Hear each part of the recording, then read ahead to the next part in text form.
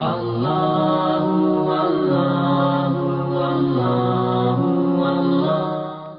اپنے بچے کو پنسل لا کے دیتے نہیں دیتے.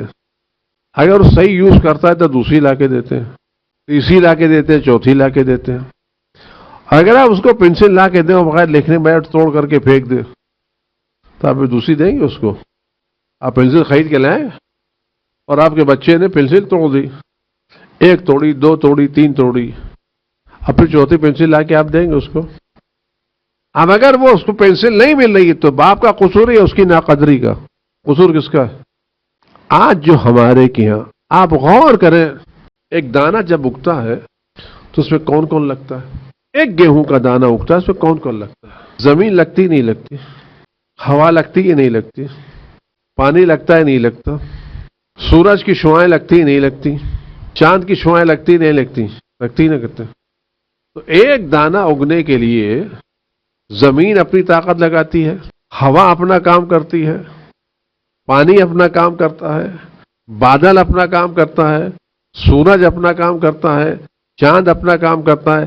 جب یہ سب مل کے ایک دانے کو پروان چڑھاتے ہیں، دانہ خود ایسے نہیں اگتا، زمین طاقت لگاتی ہے، پانی طاقت لگاتا ہے، ہوا طاقت لگاتی ہے، سورج طاقت لگاتا ہے، چاند طاقت لگاتا ہے، سب جب طاقت لگاتے تو ایک دانہ اگتا ہے. ایسے تو نہیں اگتا نا دانہ. جو یہ دانہ پوری کائنات جب مل کر کے اس دانے کی پرورش کرتی ہے تو ایک دانہ اگتا ہے. اگر جب یہی دانہ سڑکوں پر پڑا ہوا ملے تو کیا سورج خوش ہوگا؟ زمین خوش ہوگی؟ ہوا خوش ہوگی؟ آج جو ہمارے کیا کھانے ضائع ہو رہے ہیں، پھینکے جا رہے ہیں، اگر ایک پھینکا دانہ زمین پر پھینکا جا رہا ہے تو ایسا نہیں لگتا کہ جیسے کسی ماں نے کسی بچے کو محبت سے پالا ہو اور ایک ظالم نے لا کے اس بچے کو زمین پٹک دیا ہو، اور اس ظالم کو کیسے دیکھے اسے پٹکا ہوگا؟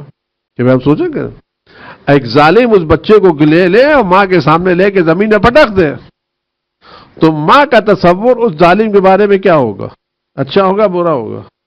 تو جو وہ دانہ جس کو زمین نے، آسمان نے، فرشتوں نے، سورج نے، چاند نے مل کے بنایا تھا، جب ہم اس دانے کو ضائع کر دیتے ہیں تو سورج ہم کو اچھی نظر سے دیکھے گا، زمین ہم کو اچھی نظر سے دیکھے گی. نیاز میں آغا سستانی کا مسئلہ ہے، نیاز پکائیے، دل بھر کے پکائیے، لیکن ضائع مت کیجیے. اگر آپ کے گھر میں فریج میں رکھنے کی جگہ نہیں ہے تو نہ لیجیے، ہم کو نہیں چاہیے. اگر لے کے جانا نہیں کھا سکتے تو بجائے اس کے کوئی 3 دن فریج میں رکھنے کے بعد اس کو ڈسٹ بن میں پھینک دیجیے، راستے میں کسی فقیر کو دے دیجیے، کوئی بھی اللہ کا بندہ. اب اگر آپ ایک فقیر کو نہیں دے رہے ہیں اور 3 دن آپ نے فریج میں رکھنے کے بعد اس کو پھینک دیا تو وہ فقیر جو بھوکا مرا وہ کس کی بنا پر مرا؟ وہ فقیر اللہ کی بنا پر مرا یا ہماری بنا پر؟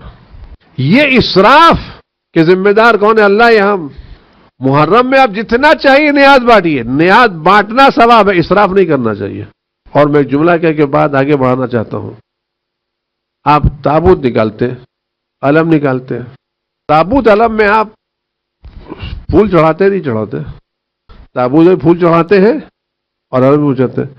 اگر اس تابوت اور اس علم کا پر جو پھول چڑھایا گیا ہے اس کی ایک پتی گرتی ہے تو آپ پیروں سے رونگتے ہیں یا اٹھا کے چومتے ہیں؟ آپ کیا کرتے ہیں؟ یہ کیوں چومتے ہیں؟ ایسے تو ہزاروں ہار بازار میں موجود ہیں.